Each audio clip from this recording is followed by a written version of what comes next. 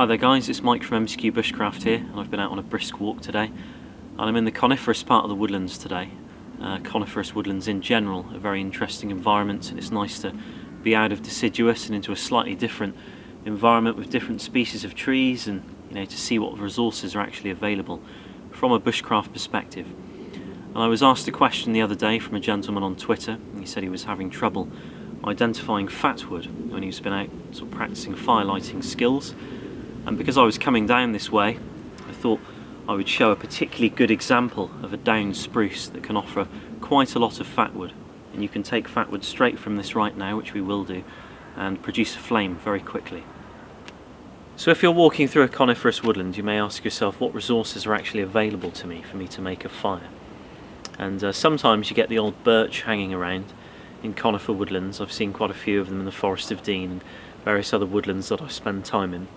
And you can peel a bit of birch bark off, provided it's shedding naturally, or it's a downed birch, and make a fire very easily. And there's also pine sap, pine resin. You can find the bleeding trees, and I particularly like the dry crumbly sap, because then you can powder it finely. When you put a spark on it from your ferrocerium rod, it generally takes a lot better with a ferro rod than the globuly stuff that's sort of leaking out of the tree. But if you have a lighter on you, it would be very easy to light either or. But you can see here we have a downed spruce tree, and this is particularly what I look for when I'm looking for fatwood, and we'll just have a closer look at it. So there's a number of different ways we can tell this is a spruce tree, and the branches are a dead giveaway. If we just take this branch here that's kind of hanging around in the tree, you'll see that on this branch here we've got lots of tiny little sockets that are actually left behind by the needles, and that's a very common thing to see on a spruce tree, on the twigs of a spruce tree. And this is where the needle once resided, on the actual branch there, and when you pick that off it's left behind. And it's a very, very easy way of just telling it's a spruce tree straight away without actually seeing any needles. But the needles are obviously a dead giveaway. I mean, this is your typical Christmas tree, so you'll have long sort of four-sided needles that are a dark green and probably around about 1.5 centimeters long on a Norwegian spruce. If there's any cones on the ground, which unfortunately in this case there aren't, because this is quite an old tree that's fallen down, the cones will be very long. Sometimes they're up to 15 centimeters long, quite long cones that hang down, and that's another typical sign of a spruce tree. We have some needles just over here. If I reach over and grab these, you'll see what I mean. So we can see there that we've got some spruce needles, and you can see the little socket there, and if I pluck the needles off, the little socket's left behind. You can see it's a short needle really, dark green, four-sided. And the bark is also a good giveaway. The bark is usually blistered, and when it's a young tree like this isn't particularly an old tree, they scab out at the bottom a bit more when they get older and sort of continue to scab. But you can see that the bark is quite blistered and quite flat, and it's rough to the touch. A western red is a very soft bark and makes an excellent nest material or cordage. This is a very hard kind of scabby bark, but not large flakes like you would see on some of the pine trees. So this is a particularly good tree to find, and it's a very common one in the British Isles that you'll find that would be downed in a coniferous woodland. So you can see we have some nice thick branches here, and the branches that are further up, as I say, I'm not going to bother with because they're too close to the rot that's occurring the other end. You don't really want to be going near that. So you have a really, really big thick branch here. Actually, I think what I'll do is I'll take this one. You can use an axe for this as well, and you can sort of come in really steep to the crotch of the branch and take the whole thing out, and that way you usually get more fatwood. But in this case I'm just going to use my Backer Laplander. So I'm going to take this big one here, and first of all I'm going to cut it just here, about 2 foot up, and then I'm going to take it there, because if I take it there first the whole thing will be hard to manage and it will fall over there. So I'm just going to take the weight away and then take the piece I want.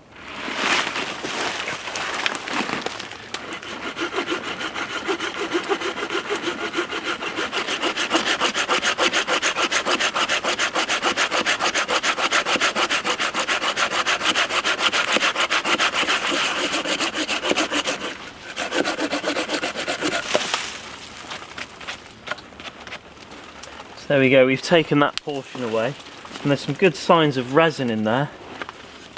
I'll show you momentarily when I get this piece off, but you're looking for very dark patches within the rings.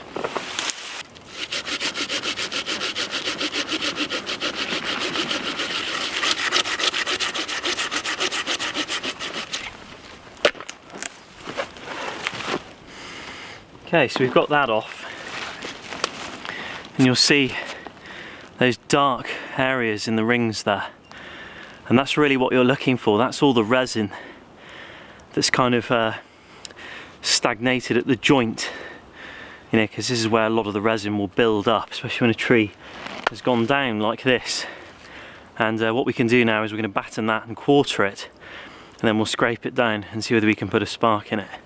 But that's really what you're looking for. If it's nice and white, you know, you probably haven't got a very good one there if it's pale, but that is a pretty good one. And you can see it runs through right to the other end. So we take this piece of fatwood here. I'm going to split this one down. It's a bit too big to batten. What we could do is take the saw and then cut it into smaller pieces and batten one, batten the other. If that's your intention, I'm just going to use my hatchet to split this one down. And when splitting a piece of wood that's long like this with a hatchet, you really want to be using a slightly different technique.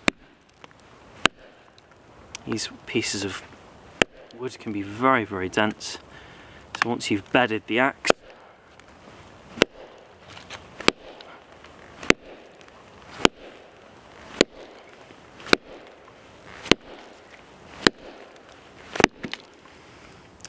almost through.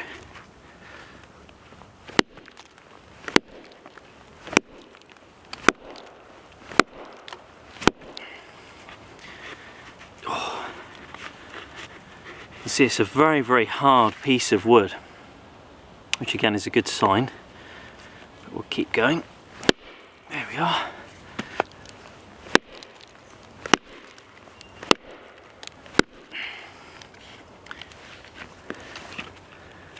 Get some of this bark off.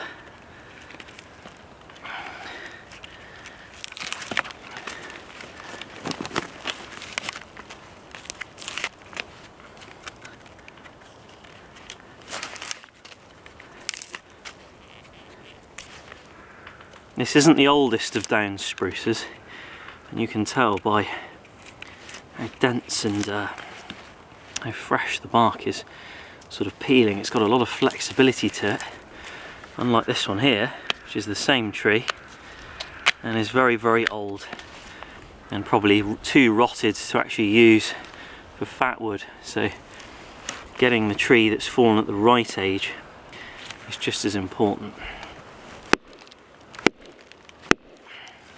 But we are through. It's just a very dense piece of wood, so I think I'll start this side as well.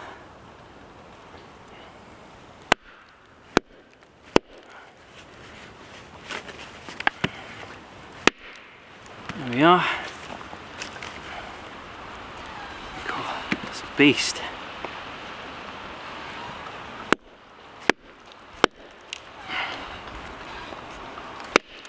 There we go, we're through. So if we have a look inside there, you'll see the resin. This is the resin line running through, and it's clearly very heavy at the crotch of the branch, and it's starting to taper up and fade. But you can even feel it's sticky, and yeah, it smells very, very strong. So what I'll do is I'll probably just saw this or quarter this down. Again, with the axe it'd be much easier just to split this now, because the grain's facing me. I don't have to cut through any of the outer wood. And I'll just get this split one more time.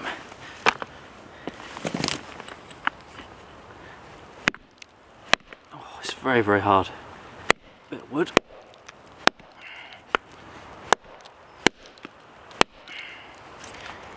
There we are. Other end as well.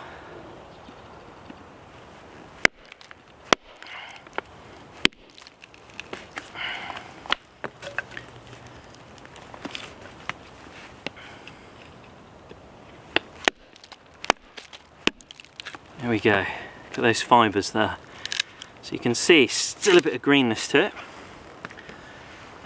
It's been off the ground for a very long time, so it's clearly going to decay a lot slower than something like this.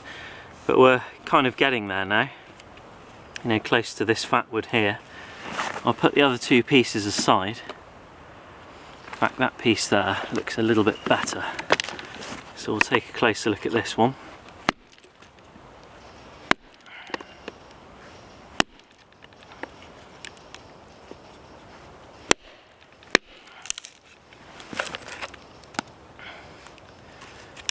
There we are. Yeah, some really dark resin in there. You can see it all around here. So what we'll do is we'll use this corner piece and I'll start scraping this and see if I can put a spark on it. I'll put these other pieces to the side.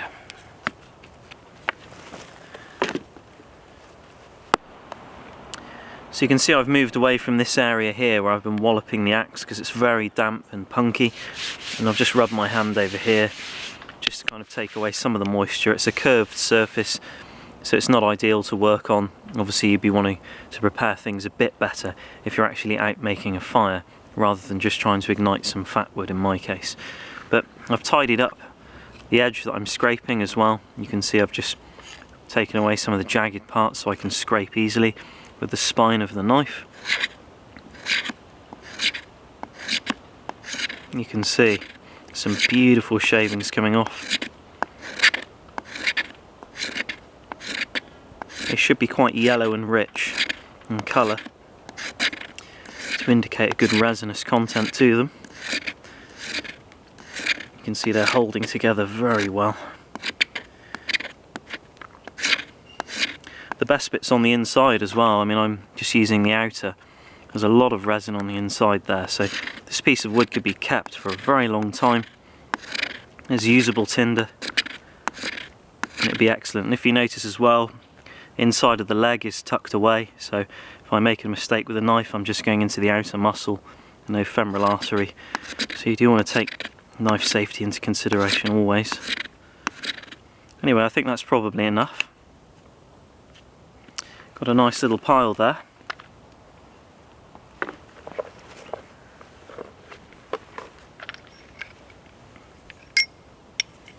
I'll just take my ferro rod and I usually hover it over the top 90 degrees.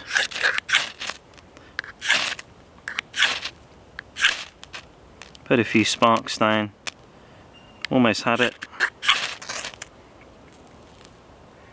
And there we go. So you want to be very careful with some fatwood. Obviously the resinous content isn't as high as some of the stuff you can get your hands on. You want to just nurture it a little bit. You know, put shavings over the top like this. Keep that air gap in between the shavings, don't compress it, you'll need that oxygen. And build up lots of material. If you are making a fire, you would build up a lot of material like this and you would keep feeding it and nurturing it. And you have your small fuel twigs, they would go on top. You would keep a gap between the fuel twigs and this material here. Again, you don't want to smother it or else it goes out, a bit like birch bark. So I hope that's helped on the fatwood front. Going through coniferous woodlands and looking for downed trees that are not particularly, you know, like this tree here that we've been working on, it looks terrible. You know, I wouldn't approach this for fatwood. It's really sodden through with water and moisture, obviously. Rotted to hell, and the bark is, you know, very, very crisp. It's on the ground, so it's just sucking up moisture all the time. This one we looked at over there, it's in the air, it's elevated. Yeah, okay, the broken part is facing upwards, so moisture is probably getting in and rotting everything kind of gradually downward. But it will take a long time to decompose, you know, and it's obviously very resinous. It's providing a fantastic resource of fatwood, and it's always nice to, you know, take, you know, wood like this from a dead tree like that, instead of, you know, chopping at the live ones, because you can harvest fatwood from live trees, as I've shown in a specific video about fatwood that I did not too long ago. You know, just took a branch off a western red and it was pretty good. In fact, it was really good, and it produced, I just got lucky really, and it produced quite a lot of resin there. Sometimes they're terrible, sometimes they're not. Just really about, you know, when you're taking the branch and just tying up the right thing. But the great thing about taking wood from, you know, or resin from dead trees like that, fatwood from dead trees, is you're not harming the tree, and you can make a mistake and you can cut another branch and then you're fine. And you can see, look at all this, you know, I've got tons of material. And we've got the piece that I've just used, and again you can see the resinous content in that, really thick with resin. That piece there I can leave behind, it's not so good, but these other two pieces look fantastic. I've just got to resist the temptation of not throwing them in the log burner later on tonight and watching an inferno break loose, which is often what happens with fatwood when I end up with too much of it. So thanks again for watching, guys, and you know, really appreciate the support, and obviously for new subscribers, thank you for subscribing and checking out the videos, and there'll be many more to come, especially in the new year. So take care, guys, and I'll see you very soon for another video. Thank you.